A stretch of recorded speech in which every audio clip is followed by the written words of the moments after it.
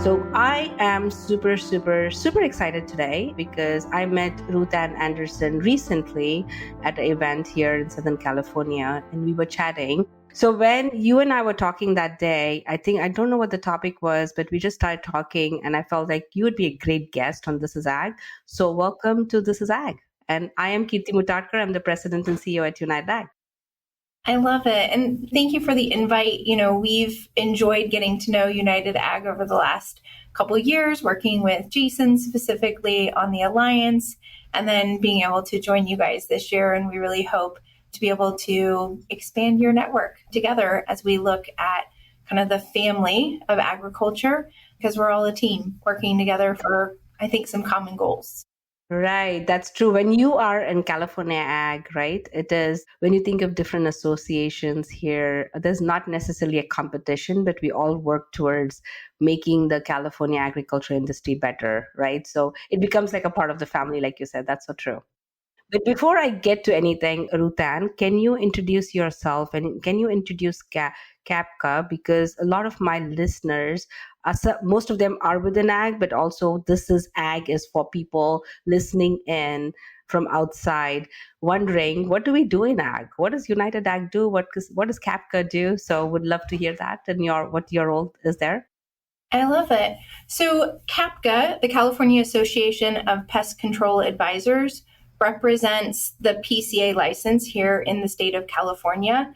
And the pest control or PCA license was created back in the 70s to help support growers in their kind of decision making around chemicals in the field. So chemicals, ag chem, pesticides is kind of the gap that PCAs fill in, but they are really charged with practicing integrated pest management, which takes in just a whole variety of things from soil all the way through to harvest, ensuring that we have safe, sustainable food, as well as it meets the agronomic structure to be able to take that crop all the way through to harvest.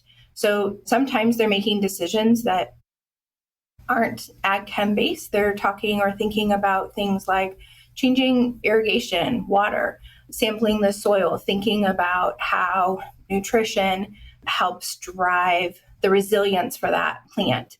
And then sometimes when necessary, just like when we go to a doctor, sometimes it's medically necessary for us to think about not just diet or exercise, but maybe we need something else to help us along, right? We're addressing a symptom. And so PCAs act kind of like plant doctors, and they're out there in the field writing prescriptions or recommendations to support growers in their kind of annual journey to bring forward crops from a variety of fields. And, for us, one of the things that I enjoy is we're a statewide association. So there's PCAs in every district, every county of the state. Some of them are working in agriculture. We also have some that are working on kind of the turf and ornamental side. So you'll see them in cities working in parks and recreation. You'll see them on golf courses. Right. You'll see them in kind of nursery greenhouse situations. So they run kind of a really wide gamut.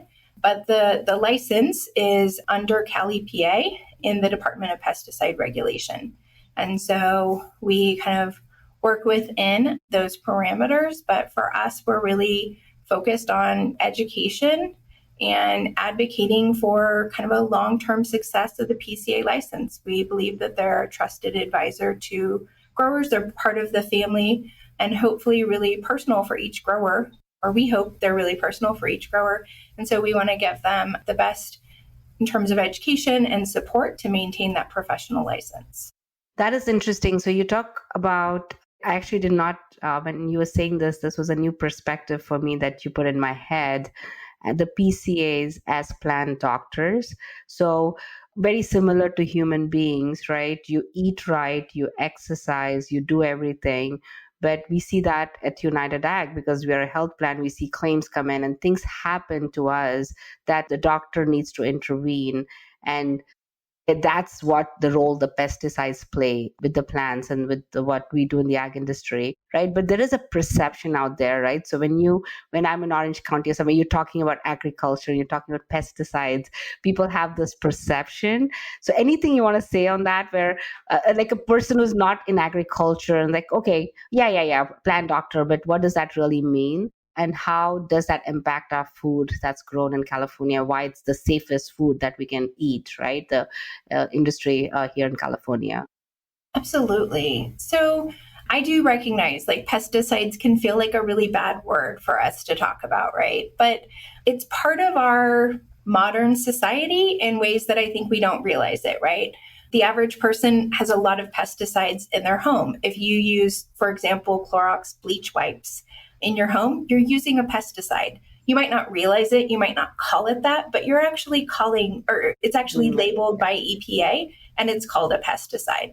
It's killing an organism, right? And so I think that when we can think about pesticides in terms of helping us continue to have safe and affordable food, we have to recognize that it's a complex decision-making structure.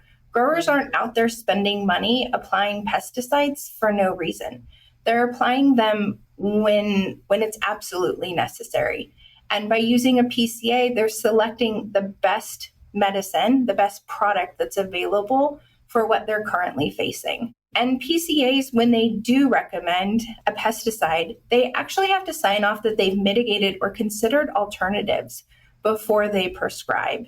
And so it's a really important part of the conversation and story that I'm not sure always gets out, because I think there's a perception that everyone just goes straight for the medicine, right? But that's not even how we operate in the health environment, right? I go to my doctor and they might say, hey, you should try this first and then come back to me, right? Or let's do some blood work and just double check and make sure that everything's going the same way, right?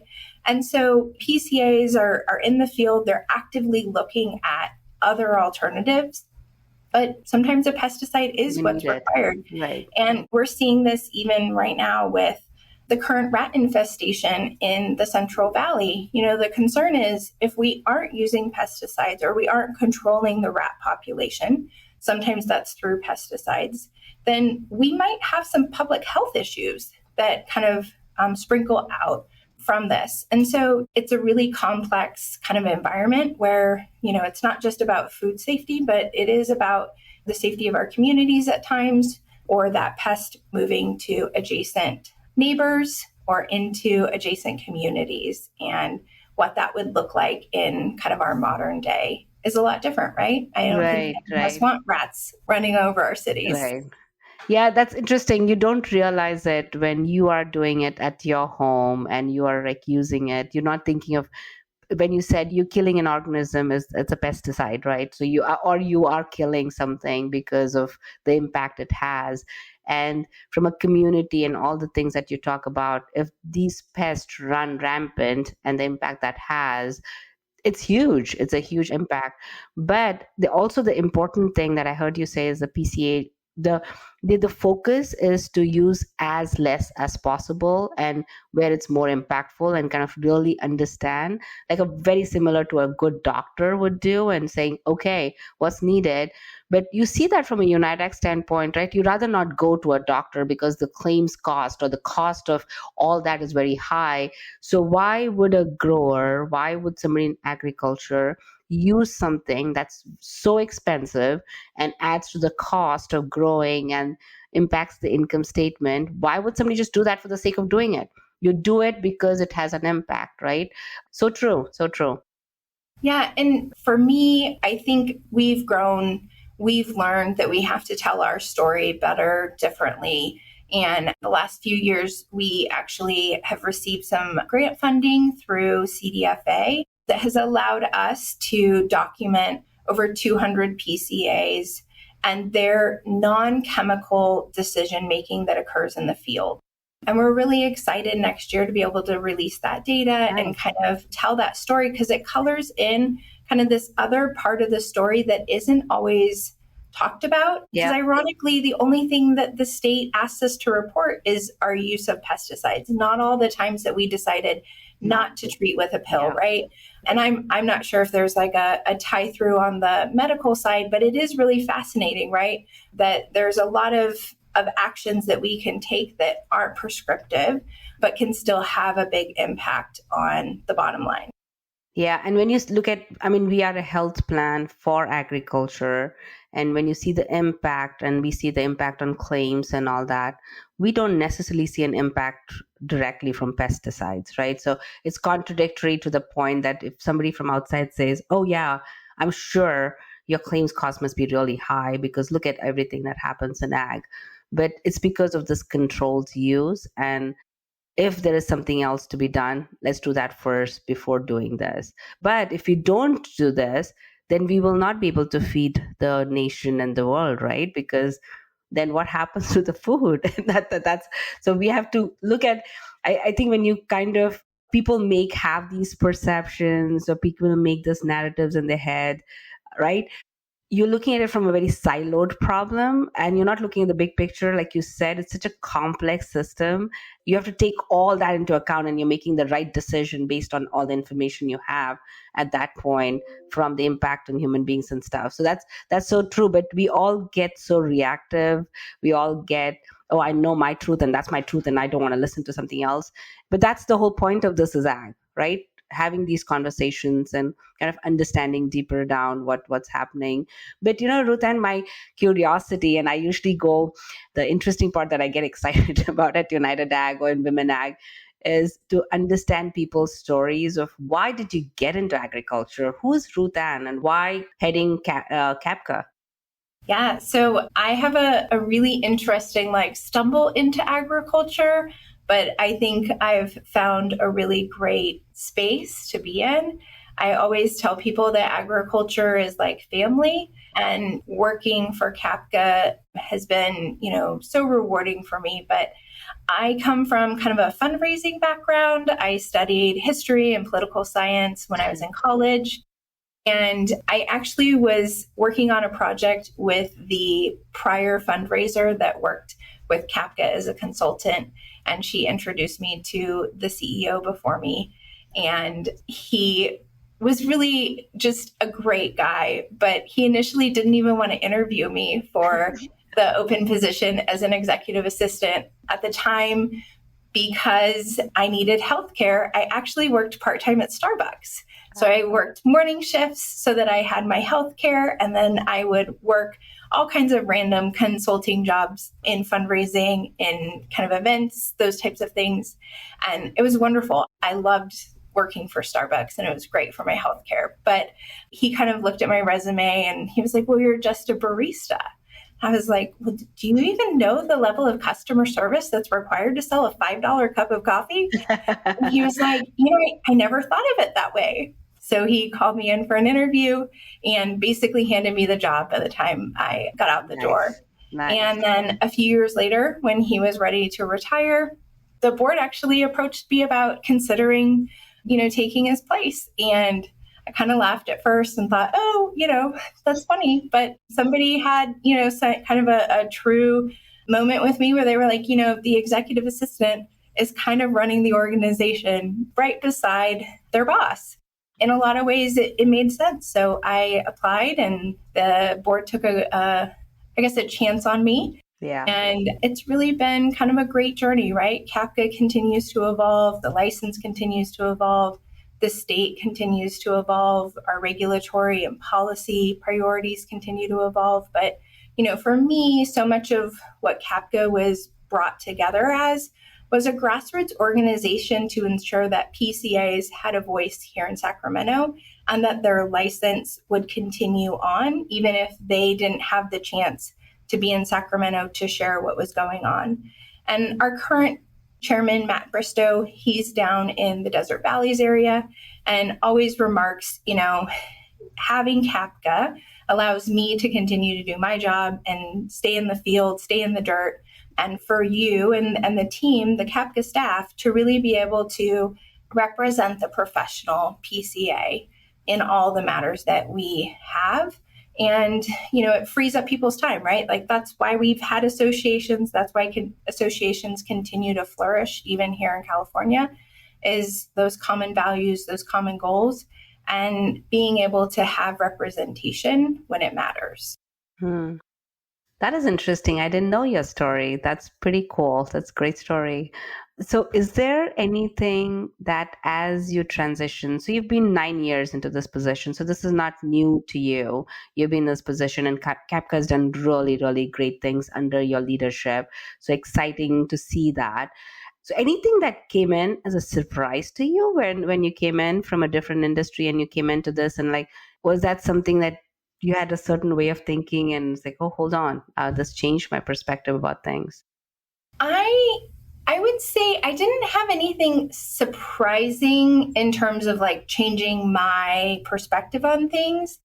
I think that there are moments where I continue to be surprised by policy decisions Mm. or kind of implementation that when you're going through either a legislative or regulatory comment process, you kind of assume one thing or you feel like we're going one way.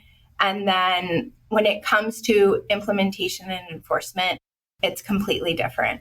And one of the things that I've always tried to catch is like the things that either are being missed or the things that maybe are important but aren't raising to the level of importance. So, like Beware is a great example, a program, a compliance rule that was actually voted in the 80s. And nobody had ever really taken the time to build a structure to enforce it. So, certain counties were kind of enforcing it and other counties weren't.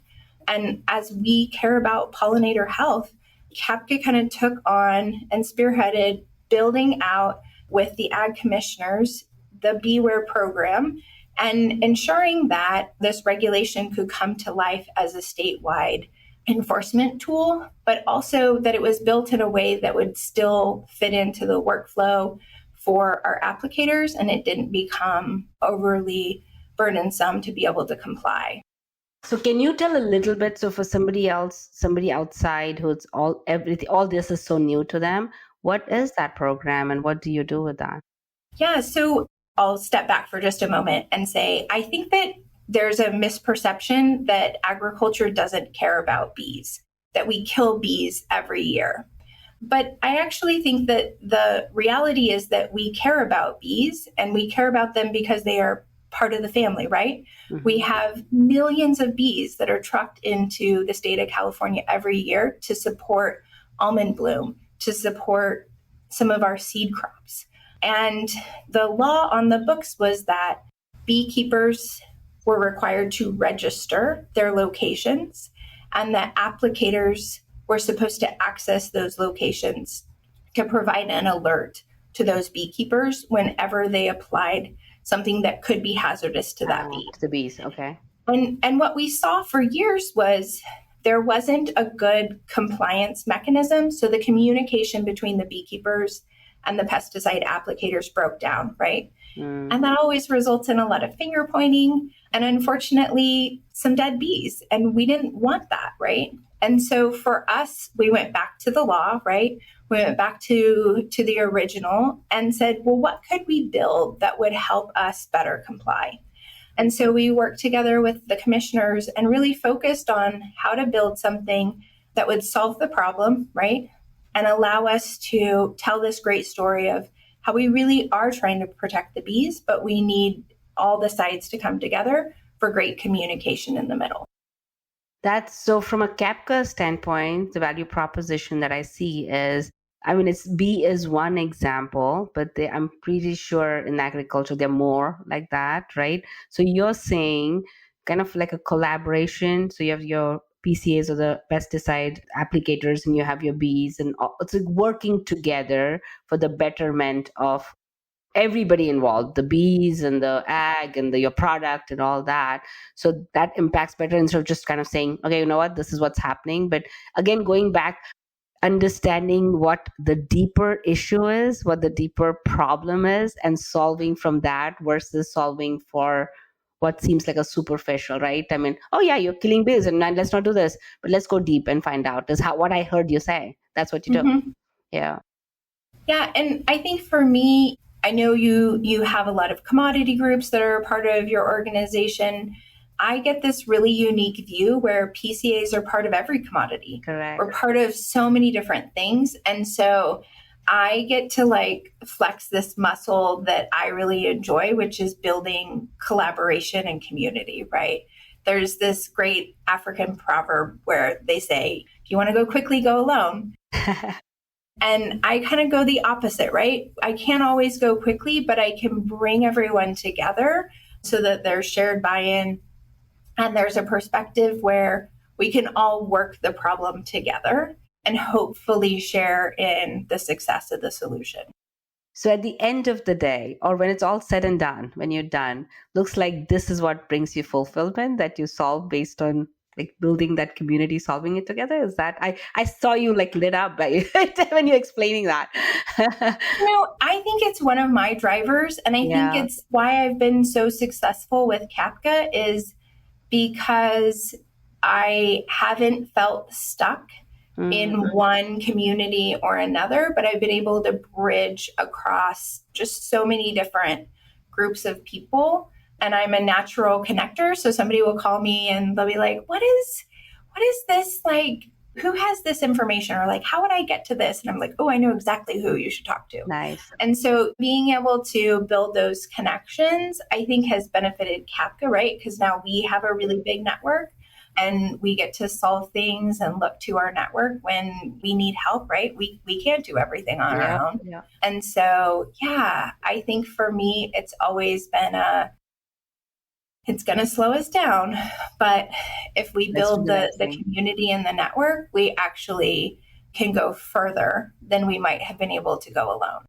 And it's like a short term versus your long term thinking, right? So you might get short term wins by taking the shorter like option, but what takes a longer option is going to result in long term benefits. I mean, that's kind of my mindset even at United Ag. When when you look at the claims and what the way we do it, right? There are some easy ways of kind of growing and solving this, but when you're looking at it and putting, okay, how does this impact a human being who's using this healthcare? What do we need to do with that, right? And when you start thinking from that perspective and you're thinking appeals and all that, it's easy thing is saying, no, no, no, you control cost. But then when you take the harder route, it's harder, but I feel long term that's more sustainable than like the short term thinking. And sometimes I do see that even the healthcare industry is such a short term thinking where you're making, like, I don't know if promises are made, whatever but it's a short term thing. And what are you creating from a long term sustainability? And I hear you say that maybe that's the reason. I know the team has the last couple months or years they've been connected with CAPCA, and super people have been excited. So I see where that excitement comes from, because very, very aligned to the way we think too. So super excited with that. No, we're so excited. And I've talked with your team about this, and I'll just share for us, one of the priorities of the state of California, if you read the Sustainable Pest Management Roadmap, is to see more and more independent PCAs represented. And while we think that that's an interesting approach, we know that not all good PCAs can also run their own business by themselves. And I look at United Ag as a really great resource for those who do want to be independent PCAs, to be able to not neglect their health or their health care opportunities if they did choose to become an independent PCA. And so we're really looking forward to making sure that, especially those independent PCAs that are part of CAPCA, that they can kind of see the opportunity to re-access great healthcare for them, their small team, their family, and be part of this larger network of United Ag. Yeah, I'm excited to see where this takes us. So super excited. Is there anything, Ruthann, that I missed asking? Is there anything that you would like to share or even ask me? I just wanted to know, like, what drives United Ag in the expansion? Like, I'm so excited for the new states you guys are taking on. I think that it's going to open up a lot more possibilities. I'm excited. I saw some new clinics that are opening, and I'm curious as we dive in and look more to engaging with you, like, what does that mean to you personally to be able to grow? So for me, I'll tell you why from my personal standpoint, and that kind of connects with United Ag. So my thing when I'm looking at it, right, what when it's all said and done, when we are all done, am I going to be proud or feel satisfied I've led a good life at United Ag, right? That's where my starting point is. And there is so much in the healthcare side of things that is convoluted and a lot of like it's so hard even for somebody who is in this industry to sometimes understand what needs to be done. How do you make that simpler? And when you look at, like you talked about, the growers and our ag industry is such a low margin business. How, I mean, you cannot sustain the year after year increases. So sometimes when some of the ag people are like, we think of it from a health plan, will say, oh, but that was a decent renewal, right? It's 8%. What's the big deal? 8% or 8% or even 5% compounded year after year becomes a big number on the income statement. How can you sustain that? Right. So that's where I like to experiment. I like to experiment with how does this impact if you and I have something going on? How would you and I like to be treated? So looking at that from different perspective of service reps, kind of building that trusting relationship with everybody involved, very similar to the way you kind of handle the B issue. How do we collaborate across the board and truly bring the healthcare down? I mean, it's easy to say it's not my problem. It's an employer problem. It's not my problem. It's this one's problem. And you push kind of the cost to somebody else and you say, oh, yeah, look, United Ag is doing great. But you've pushed the costs down somewhere, either upwards or downwards. But without pushing the cost that way, how do you truly bring the cost of care down? Is what my passion and what I want to think about. And just bringing back that empathy, right, which is so lost, understanding each other, thinking of us as humans and not as numbers. I mean, it's like a thinking beyond that. That energizes me big time. And that gets me excited in the clinics and stuff. It's like zero. You walk into a United clinic, zero copay, nothing deductible. My goal is to expand on that because that is such a great access to care at zero cost to our membership. And how awesome that would be, right? So we are opening a few other clinics. You'll see more of those ribbon cuttings coming up, but we are excited to do that because what I realized in the last couple, especially in the last couple of weeks and months that I've been really, really involved in the sales side of things, is the need for care in some of the regions that we are in from agriculture. There are no providers. People have to drive for hours to get access to a provider. And I know it's a little bit counterintuitive when you look at it from a health plan, like, oh, that adds to your cost, right? But if somebody doesn't have access to a provider and we provide that access to a provider and we take the cost on, so be it, right? Because we are helping people in that underserved areas get the care that they need. And that's all.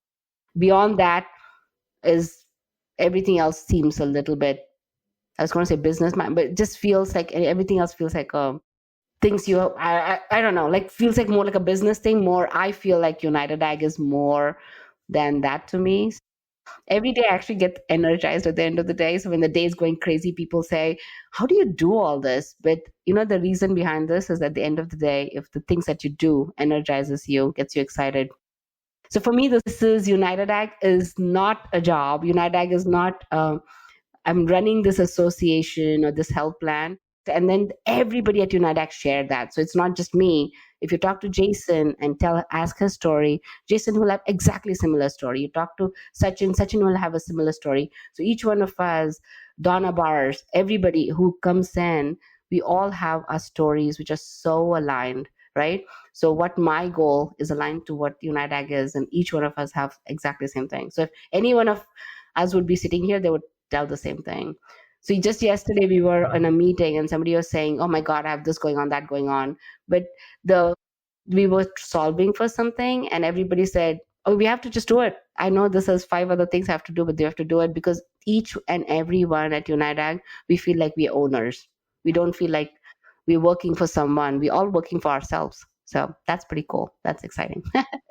Well, in the whole ag community, right? I love hearing that you're being strategic about where those clinics are to Yeah. make affordable, sounds like free in some ways, healthcare available to people right in the communities that they live in. And I mean, I have 2 little boys and so fortunate to live nearby clinics and Yeah. hospitals and all those things. But I can't imagine as a mom not being able to access something nearby if there was an emergency or an accident.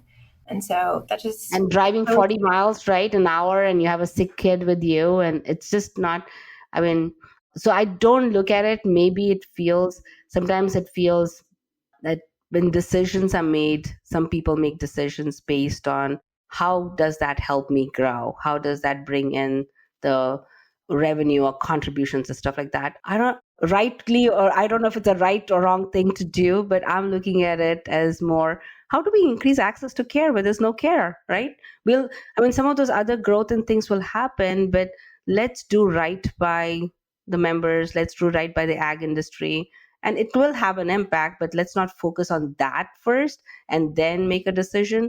Why don't we focus the other way around and see what happens? So that's kind of, sometimes I think it's as a CEO you feel like, what is this lady talking about? Empathy, human, blah blah blah. So it seems like blah blah blah, right? But I think I feel like I want to change the conversation around how healthcare should be given to and show that United Ag is successful, and this is how it should be done. So that would be fun at the end. Oh, I love it, and we are here for it. I'm so excited this winter for us to be able to really dive in and make sure that our members are well introduced to the United Ag team, because there are so many benefits that our members just receive by us being part of United Ag.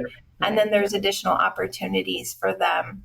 Yeah, excited for that. You have a conference coming up, right? Don't you have a conference coming up next week? Is it next week? We just had it a couple weeks ago. Your team was there, and then your team is working on some really great pieces to go Next out. steps. Yeah, so we're excited. That's right. Marcos and the others were there. Yeah, exactly. Yeah, you're right. Yeah, no, it was wonderful. And we just really enjoyed, you guys sponsored our recharge station so people could come and recharge with you and do a little stretch session and engage with your team. And then they could also charge up their phones. So it was quite the popular spot. Nice. Yeah. Nice. So this was awesome, Ruth. And I'm so looking forward to what this partnership with Take goes forward, and just your approach to how you solve for things by collaborating. That gets me excited. So I think we have great things ahead of us. So excited to partner with you. I love it. We'll see what is to come. Hopefully the next time I'm on the podcast, we get to talk about a great project we're even working on together. Yes, that'll be exciting. So thank you so much for making the time to talk to me. This was awesome. Thank you. We'll see you again soon.